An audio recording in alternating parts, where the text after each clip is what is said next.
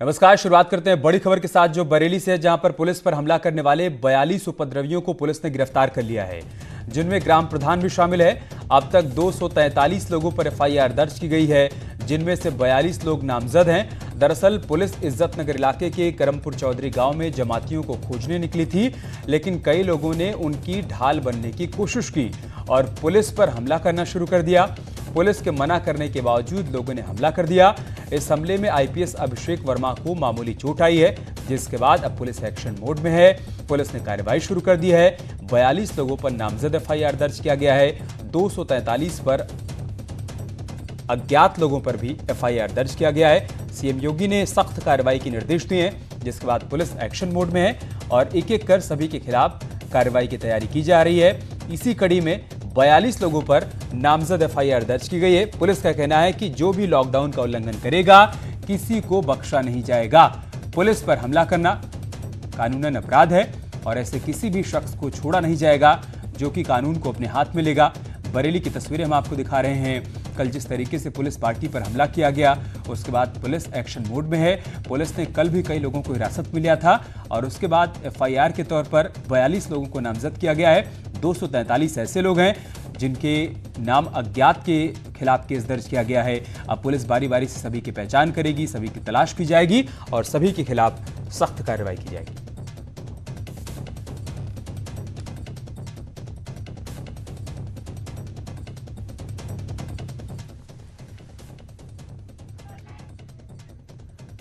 तो जिन लोगों पर एफआईआर दर्ज की गई है, उसमें ग्राम प्रधान भी शामिल है।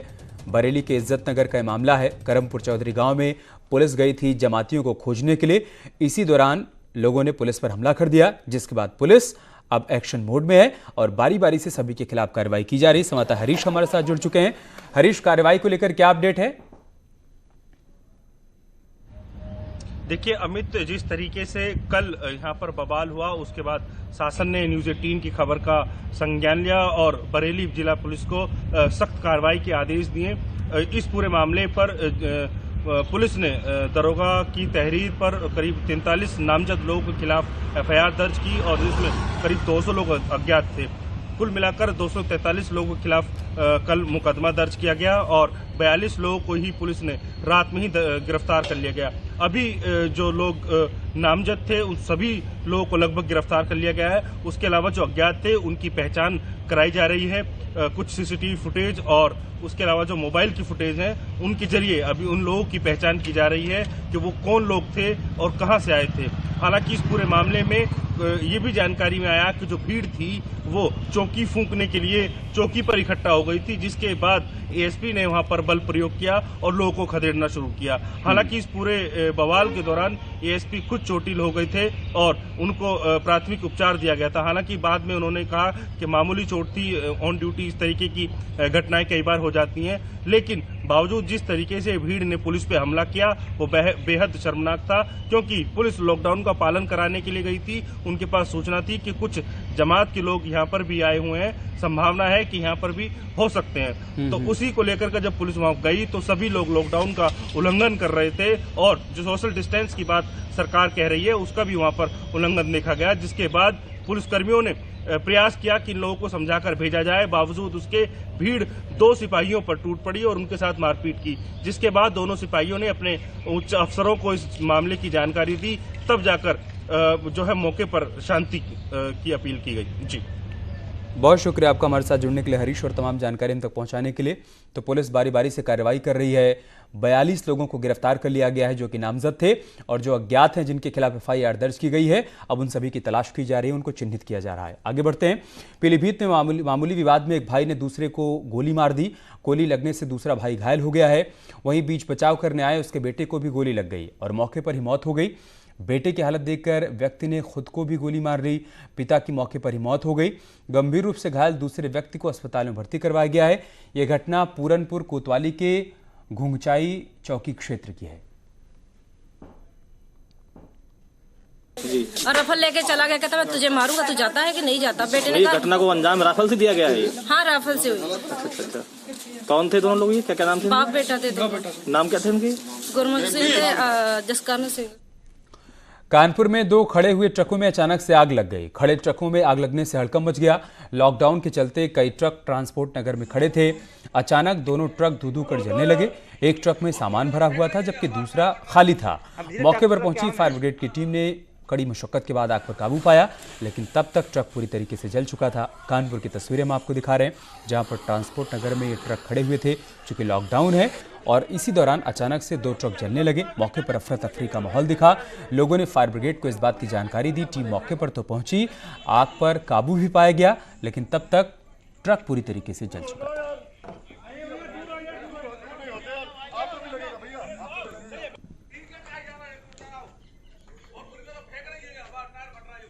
अब धीरे ट्रक क्या में है।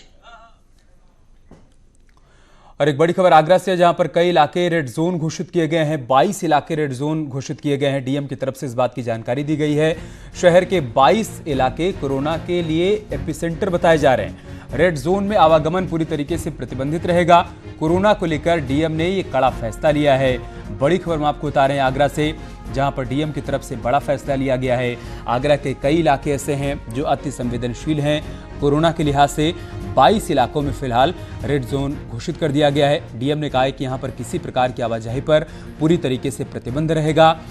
इन इलाकों को एपिसेंटर कहा जा रहा है कोरोना के लिहाज से, लिहाजा इनको रेड जोन घोषित किया गया है और लोगों को एहतियात बरतने के निर्देश दिए गए हैं। सख्त हिदायत दी गई है कि किसी भी प्रकार का आवागमन इस दौरान नहीं करना है अगले आदेश तक। डीएम की तरफ से ये बड़ा फैसला लिया गया है ताकि संक्रमण और ज़्यादा ना फैलने पाए। लिहाजा लोगों से अपील की गई है और उनको हिदायत भी दी गई है कि फिलहाल किसी को घर से बाहर नहीं निकलना है।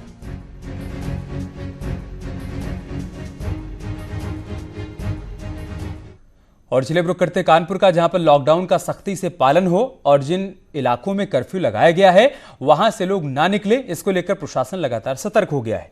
इंटेलिजेंस की जो रिपोर्ट मिली है उसके मुताबिक कई जमाती कानपुर में आकर छिपे हुए हैं। ऐसे में पुलिस ने उनकी तलाश तेज कर दी है। पुलिस कानपुर के रेड जोन वाले इलाकों में ड्रोन कैमरों की मदद से नजर रख रही है। इसके अलावा मुखबिर तंत्र को भी एक्टिव कर दिया गया है। साथ ही ये भी देखा जा रहा है कि किसी भी प्रकार से कोई भी व्यक्ति लॉकडाउन का उल्लंघन नहीं करने पाए।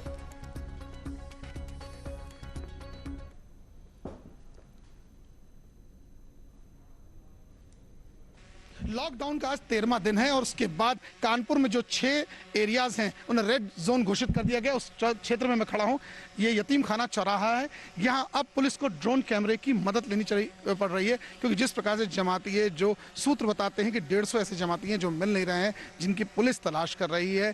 प्रशासनिक अधिकारियों के लिए ये अब टेढ़ी खीर है कि उन्हें कैसे ढूंढा जाए, क्योंकि जिस प्रकार से कोरोना पॉजिटिव के मरीजों की संख्या बढ़ के 8 हो गई है, कुछ का इलाज चल रहा है और उसके बाद से पुलिस की सतर्कता साफ तौर पर देखी जा सकती है। कोतवाल हमारे साथ खुद खड़े। सर, ड्रोन की मदद अब क्यों लेनी पड़ रही है? जब से कुछ संदिग्ध पाए गए हैं तब से निगरानी बहुत बढ़ा दी गई है और लोगों को जागरूक किया जा रहा है कि वो अनावश्यक घर से ना निकलें, अपने घरों में रहें, सुरक्षित रहें। माइक वगैरह से इसका ऐलान कराया जा रहा है। इसका कैमरे की मदद ली जा रही है। ड्रोन ठीक सामने लगाया गया और इसके पूरे मकान की ऊंचाई तक, ऐसा जैसे कहा जाए, जहाँ मस्जिदों की अगर बात की जाए, ठीक सामने मस्जिद बनी है।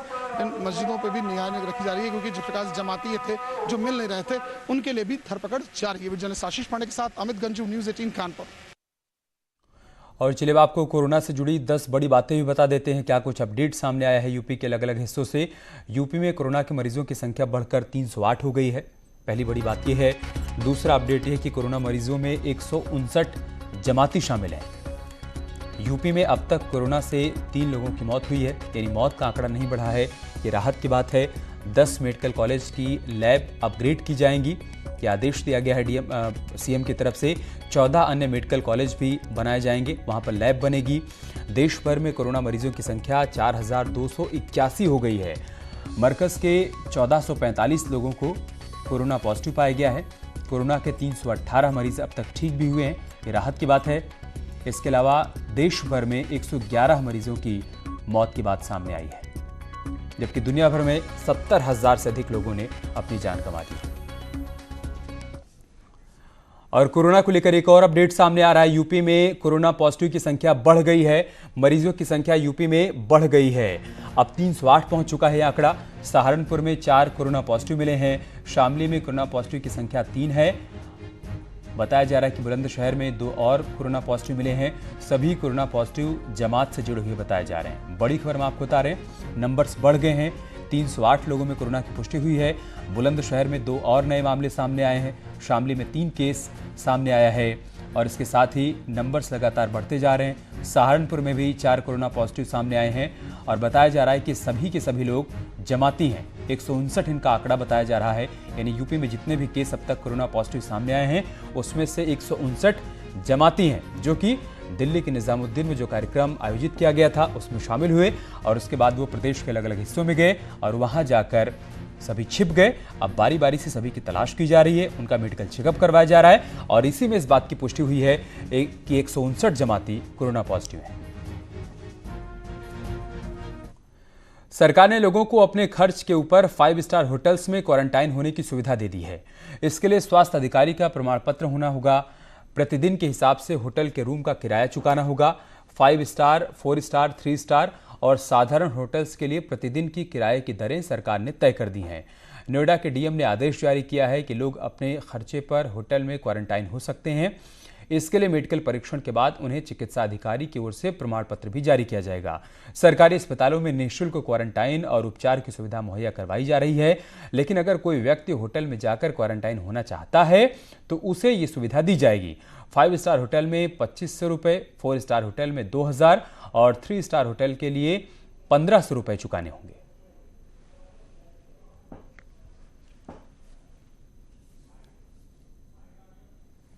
नोएडा के 9 5 स्टार होटलों को डीएम ने कल अधिग्रहण किया है। कोरोना में अगर कोई भी मरीज इन 5 स्टार होटलों में क्वारंटाइन होने के लिए आता है तो होटलों को ये निर्देश दिए गए हैं कि उन लोगों को 5 स्टार होटल में यहाँ पे क्वारंटाइन किया जाए। इसके लिए जो पेशेंट है, जो मरीज़ है, उसको अपनी जेब से पैसे खर्च करने होंगे। 2500 रुपये से लेकर 800 रुपये तक का चार्ज है। अलग अलग होटलों का अलग अलग चार्ज है।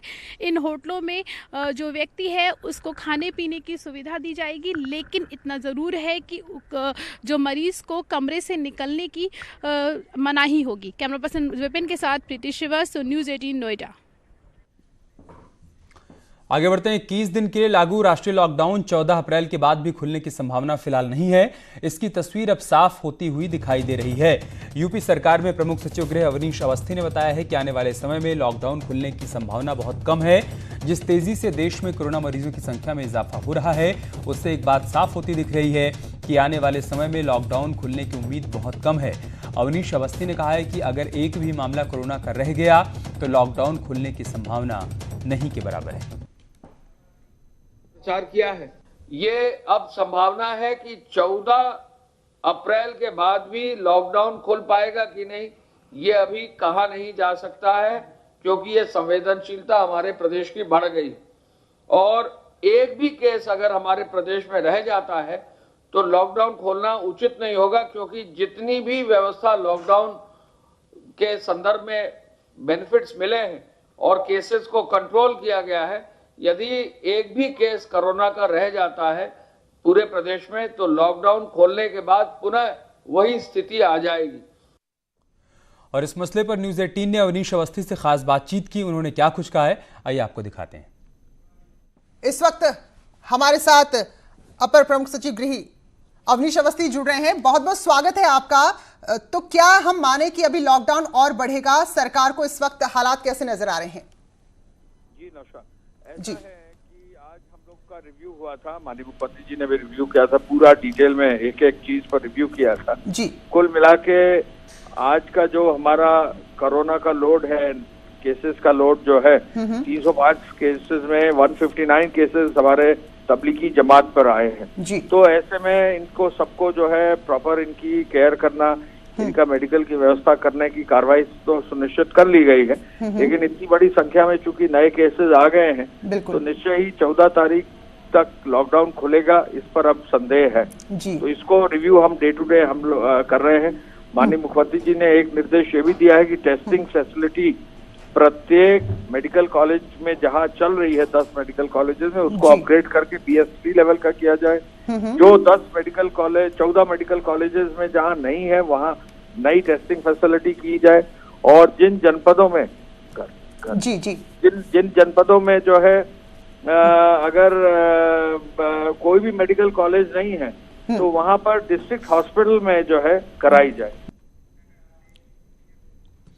और लॉकडाउन के 14वें दिन प्रदेश का क्या हाल है, ये बताने के लिए हमारे संवाददाता इस वक्त हमारे साथ जुड़ चुके हैं। मनोज हमारे साथ लखीमपुर खीरी से जुड़े हैं, नितिन हमारे साथ मथुरा से जुड़ चुके हैं, अमित राणा हमारे संवाददाता गाजियाबाद से हमारे साथ जुड़े हैं, हरीश शर्मा हमारे साथ बरेली से जुड़ चुके हैं। अमित राणा, मैं शुरुआत गाजियाबाद से ही करूंगा। क्या हालात देखने को मिल रहे हैं, क्या अपडेट है आज लॉकडाउन के 14वें दिन? जी बिल्कुल, जिस तरीके से कोरोना के कहर से बचने के लिए आगामी 14 अप्रैल तक के लिए लॉकडाउन किया गया था, आज 14वां दिन है। हालांकि आप मेरे पीछे देख सकते हैं प्रमुख चौराहा ये गाजियाबाद का है, घंटाघर मार्केट इसको कहा जाता है, सामने ही रेलवे रोड है। यहाँ जो हालात है, बैरिकेड्स यहाँ लगाए हुए हैं, जो जरूरतमंद लोग हैं उन्हें ही निकलने यहाँ से दिया जा रहा है। साथ ही इस बात को भी कंफर्म कर दिया गया है कि कोई भी व्यक्ति अगर अन्यथा घर से बाहर निकलेगा तो पहली बार पुलिस उसे समझाएगी और उसके बावजूद भी वो नहीं समझते हैं तो उनके साथ जबरदस्ती जोर जबरदस्ती भी की जाएगी ताकि वो घर से बाहर ना निकले है। और जो यहाँ से जो अच्छी खबर है गाजियाबाद के लिए वो ये है कि पिछले 48 घंटे के अंदर एक भी कोरोना का पेशेंट यहां नहीं बढ़ा है और जो पेशेंट यहां भर्ती थे उनमें से 3 पेशेंट ठीक होकर अपने घर जा चुके हैं। बाकी सबको भी क्वारंटाइन किया गया है, लेकिन उसके बावजूद भी एहतियात के तौर पर अभी भी लॉकडाउन का जो पालन है वो करवाया जा रहा है, सख्ताई से कराया जा रहा है ताकि जो लोग बाग है वो इस बात को समझे और घर से बाहर ना निकले, क्योंकि लॉकडाउन जो किया गया है जनता की भलाई के लिए किया गया। आप देख सकते हैं ये जो घंटाघर यहाँ का प्रमुख घंटाघर है, इस घंटाघर पे भी आप देख सकते हैं जो ये गुलजार रहती थी पूरे मार्केट, लेकिन यहाँ भी सन्नाटा पसरा हुआ है। जो सारी जो दुकानें हैं, शॉप्स हैं, वो तमाम दुकानें बंद हैं। जो मेडिकल शॉप्स हैं उन्हें खोलने की इजाजत दी गई है, साथ ही जो खाने पीने की सामग्री की दुकानें हैं, वो किराने की दुकान है, उन्हें खोलने की बेशक इजाजत दी गई है, लेकिन इसके अलावा तमाम दुकानें जो हैं वो बंद रहेंगी। साथ ही जो लोग बाग हैं सोशल डिस्टेंसिंग के लिए भी उन्हें समझाया जा रहा है, चाहे वो पुलिस की तरफ समझाया जाए, चाहे प्रशासन की तरफ समझाया जाए, चाहे प्राइवेट जो NGO है वो भी इस काम को लगातार कर रही है कि सोशल डिस्टेंसिंग को मेंटेन करें। ये एक बहुत समझ भी रहे हैं, लोग समझ भी रहे हैं, बाद ही आप इससे बचाव भी कर सकते हैं। ये लॉकडाउन उन्हीं के लिए किया गया है। नितिन का रुख कर लेते हैं, मथुरा से हमारे साथ जुड़े हुए हैं। नितिन, क्या अपडेट है आपके पास, क्या जानकारी? देखिए, अगर हम बात कर रहे हैं तो कान्हा की नगरी मथुरा में जो लॉकडाउन के 13 दिन थे वो काफ़ी लोगों के लिए सुकून भरे थे, क्योंकि यहाँ पर अभी तक के कोई भी कोरोना का मरीज नहीं पाया गया था। लेकिन कल शाम जिस तरीके से जो जमाती थे उनमें से एक जो जमाती है उसकी कोरोना पॉजिटिव की रिपोर्ट आई है, उसके बाद से कान्हा की नगरी के लोग दहशत में हैं।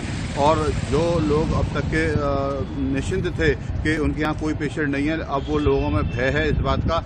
इसको लेकर जो आम चौराहे हैं, तिराहे हैं, उस पर लोग कम निकल रहे हैं। आज जो आमतौर पर जो 13 दिन में निकल रहे थे वो आज उनकी संख्या कम दिखाई दे रही है। लेकिन जो सवेरे जो बाजार खुलता है उसमें अगर हम बात करें तो जो सोशल डिस्टेंसिंग का फॉर्मूला है उसको लोग नहीं अपना रहे हैं, जबकि देश के प्रधानमंत्री मुख्यमंत्री योगी लगातार लोगों से अपील कर रहे हैं। लोग मुख्यमंत्री की अपील पर, प्रधानमंत्री की अपील पर दिए जलाते हैं, घंटा घड़ियाल बजाते हैं, लेकिन जो सोशल डिस्टेंसिंग, जो कोरोना से हमको जीत दिलाएगा, सोशल डिस्टेंसिंग का फॉर्मूला, उसको लोग अपना नहीं रहे हैं।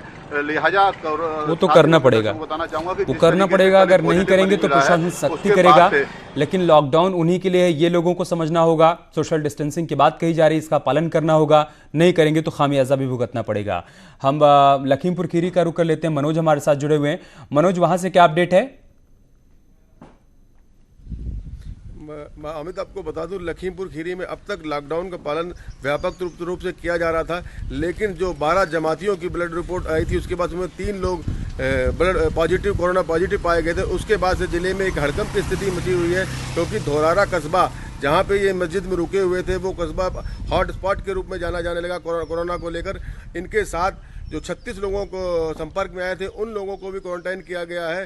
साथ ही धोरारा कस्बे को के 5 किलोमीटर के एरिया में लगभग 4500 लोगों की जांच कराई जा रही है। 46 टीमें प्रशासन ने डॉक्टरों की लगाई है, उनको डोर टू डोर जाके उनके स्वास्थ्य का परीक्षण किया जा रहा है। उनमें से लगभग 9 लोगों को ऐसे खांसी जुकाम बुखार से संदिग्ध पाए गए हैं, उनके लिए जांच की रिपोर्ट भी भेज दी गई है। अगर मैं पूरे लखीमपुर की बात करता हूं तो LIU रिपोर्ट के आधार से लखीमपुर की 5 तहसीलों में पुलिस और प्रशासन जमातियों के छुपे होने की आशंका से उनकी जांच कराई जा रही है। कहीं ना कहीं शासन, प्रशासन और उत्तर प्रदेश सरकार पहले भी ये आशंका जता चुका है कि 14 तारीख के लॉकडाउन को बढ़ाया जा सकता है। कहीं ना कहीं लखीमपुर के हालात को देखते हुए लगता है कि कहीं ना कहीं इसको लॉकडाउन को आगे बढ़ाने की स्थिति आ गई है, क्योंकि जो कोरोना की टेंडेंसी होती है वो 14 दिनों तक वाच करने के बाद ही पता चल पाता है कि पॉजिटिव है या नेगेटिव, कुछ ऐसे सिम्टम उभर के आते हैं। ठीक है, कहीं ना कहीं अब लगने लगा। बरेली का रुख कर लेते हैं, हरीश हमारे साथ जुड़े हुए हैं। हरीश, लॉकडाउन के 13वें दिन यानी कल तो हालात वहां पर ठीक नहीं थे। पुलिस पर जिस तरीके से हमला किया, लोगों ने लॉकडाउन का उल्लंघन किया, आज 14वें दिन कैसे हालात, क्या कुछ तस्वीर देखने को मिल रही है? देखिए अमित, अगर लॉकडाउन की बात यहाँ पर करें तो यहाँ बरेली के लिए अभी फिलहाल राहत भरी खबर इसलिए कह सकते हैं क्योंकि कोरोना का जो असर यहाँ पर अब तक देखा गया वो सिर्फ 6 लोग अभी तक यहाँ पॉजिटिव पाए गए। उसके अलावा करीब 63 लोगों की जो रिपोर्ट है वो नेगेटिव आई है। तो कुल मिलाकर जो चेन अभी आगे बढ़ी थी वो अभी फिलहाल रुकती हुई नजर आई है। हालांकि बरेली के लिए एक खबर यह भी है कि जो जमाती हैं अभी यहाँ पर उनकी पुष्टि नहीं हो पाई है कि कोई जमाती यहाँ पर रुका हुआ है। हाँ। तो इस कारण अभी कहा जा सकता है कि अभी कोरोना के सिर्फ 6 मरीज थे, लगभग 4 दिन हो गए हैं। इसके अलावा अभी कोई पॉजिटिव रिपोर्ट यहाँ पर नहीं आई है। लेकिन जिस तरीके से पुलिस के साथ यहाँ मारपीट की गई उसके बाद से अब सख्ती बढ़ा दी गई है। कल रात से और अब तक स्वाभाविक सी बात है, चेकिंग वो कर रही सख्ती है बढ़नी भी चाहिए और लोगों को समझना होगा कि आपको कानून को अपने हाथ में नहीं लेना होगा। जो भी कुछ कहा जा रहा है, जो हिदायत दी जा रही है वो आपके अच्छे के लिए दी जा रही है। बहुत शुक्रिया आप सभी का हमारे साथ जुड़ने के लिए और तमाम जानकारी, तमाम तस्वीरें हम तक पहुंचाने के लिए। आगे बढ़ते हैं, बात करते हैं एक बड़ी खबर की। आज सीएम योगी वीडियो कॉन्फ्रेंसिंग करेंगे। सीएम योगी वरिष्ठ पत्रकारों के साथ आज बातचीत करेंगे। यूपी के सभी वरिष्ठ पत्रकार इस बातचीत में शामिल होंगे। 600 पत्रकारों के साथ कोरोना पर चर्चा होनी है। आज शाम सीएम के साथ ये सभी वरिष्ठ पत्रकार वीडियो कॉन्फ्रेंसिंग के माध्यम से जुड़ने वाले हैं। बड़ी खबर हम आपको बता रहे हैं, सीएम योगी एक्शन मोड में है। एक के बाद एक बैठकों का दौर भी चल रहा है, अधिकारियों से बातचीत कर रहे हैं और इसी कड़ी में आज वो वरिष्ठ पत्रकारों से भी बातचीत करने वाले हैं। वीडियो कॉन्फ्रेंसिंग के माध्यम से यूपी के सभी वरिष्ठ पत्रकारों से सीएम योगी आज बातचीत करेंगे। 600 पत्रकारों से सीधा संवाद होगा। आज शाम सीएम योगी इन सभी से वीडियो कॉन्फ्रेंसिंग के माध्यम से जुड़ेंगे। लॉकडाउन में गरीब परिवारों की मदद के लिए सांसद सत्यदेव पचौरी भी आगे आए हैं। उन्होंने मोदी किचन या फिर कार्यकर्ताओं और संघ द्वारा संचालित हो रही कैंटीन्स में राशन का वितरण करवाया। कानपुर में करीब 28 कैंटीन संचालित हो रही हैं, जिनमें सांसद हर दिन आटा, रिफाइंड, बिस्किट जैसी चीजें भिजवाते हैं और साथ ही मसवानपुर में कच्चे अनाज के पैकेट भी बांटे गए। बीजेपी के स्थापना दिवस के मौके पर सांसद सत्यदेव पचौरी ने कहा है कि लोग सिर्फ अपने घरों में रहें, उनको किसी भी तरीके की समस्या हो तो कंट्रोल रूम पर फोन कर सूचित कर सकते हैं, मदद मांग सकते हैं।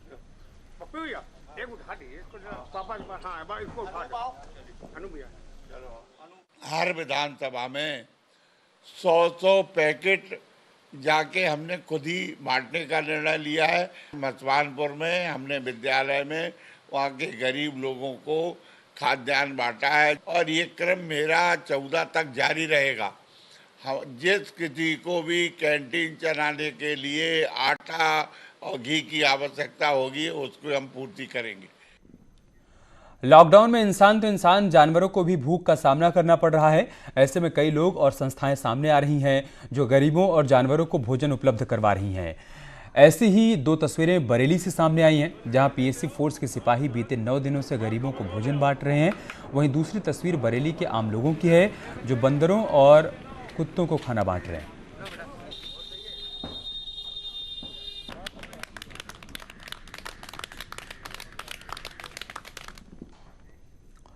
और चलिए आपको ले चलते हैं कोरोना कंट्रोल रूम, जहां पर कोरोना से जुड़े आपके सवालों के जवाब दे रहे हैं डॉक्टर हितेंद्र वागले।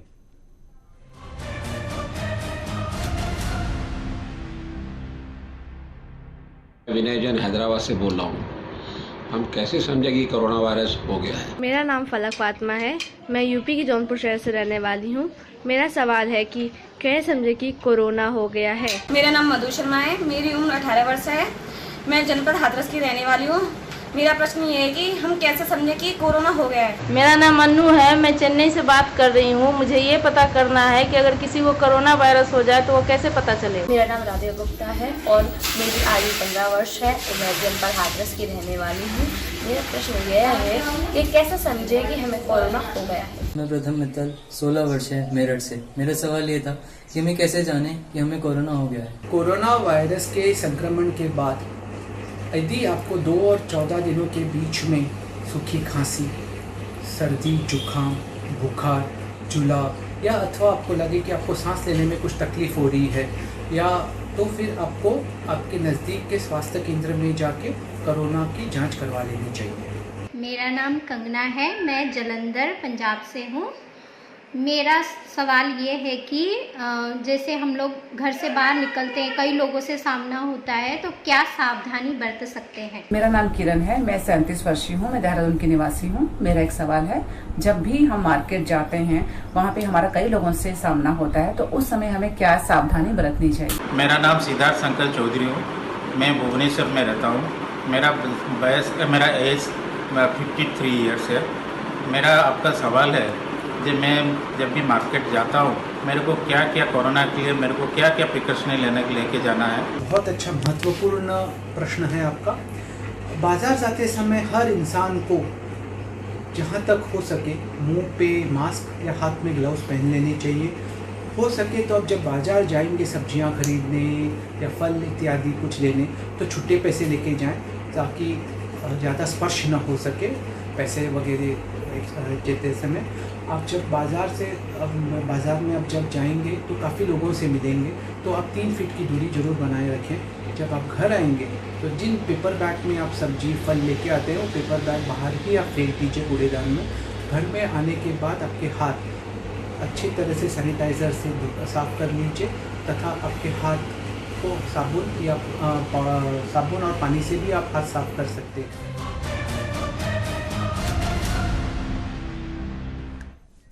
और चलिए इसके साथ इस बुलेटिन में इतना है, लेकिन खबरें जारी हैं, आप बने रहिए हमारे साथ। नमस्कार।